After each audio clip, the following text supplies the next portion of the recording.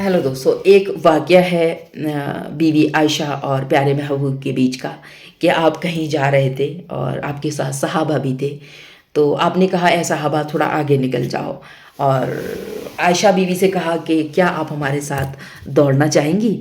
तो उस टाइम पे बीवी आयशा की उम्र कम थी और आप बहुत कम सिन थी और बहुत यंग थी और बहुत मतलब पतली दुबली थी। तो प्यारे महबूब ने जब उनसे कहा क्यों नहीं महबूब, हम दौड़ना चाहेंगे आपके साथ। तो आप दौड़ने लग गए और दौड़ते दौड़ते आप देखते हैं कि बीवी आयशा जीत गई प्यारे महबूब से। तो आपने कहा कि आयशा आप तो हमसे जीत गई। और उसके बाद फिर एक बार आप कहीं जा रहे थे, तब तक बीवी आयशा थोड़ी सी मोटी हो गई थी, तंदुरुस्त हो गई थी। और तब प्यारे महबूब ने कहा, ए आयशा क्या आप हमारे साथ अब दौड़ना चाहोगी? तो बीवी आयशा ने कहा क्यों नहीं महबूब, दौड़ना चाहेंगे। तो कहा कि साहबा से कहा थोड़ा आगे निकल जाओ। और बीवी के साथ आपने दौड़ना शुरू किया। तो बीवी आयशा थोड़ी मोटी हो गई थी, तो प्यारे महबूब जीत गए आपसे। तो कहा आयशा कैसा लगा आपको हमारा बदला? हम जीत गए और आप हार गए, और उस दिन आपने हमें हराया था और आप जीत गई थी। तो आयशा ने कहा हाँ प्यारे महबूब ये बात तो है। तो यहाँ पे दो चीज़ें प्यारे महबूब ने दुनिया को बताई है।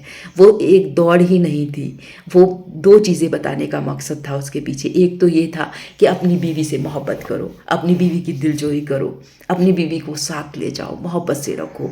और दूसरा उसमें ये था कि सहाबा को आगे भेजने का मकसद ये था कि आप समाज में हस्बैंड वाइफ उस तरह से ना रहें, उस तरह से बातचीत ना करें। क्योंकि दुनिया में बहुत सारे ऐसे लोग हैं जिनका हस्बैंड नहीं होता है, जिनके शौहर नहीं होते, जिनके खाविंद नहीं होते। और कुछ बहुत सारे ऐसे लोग हैं जिनकी बीवी नहीं होती।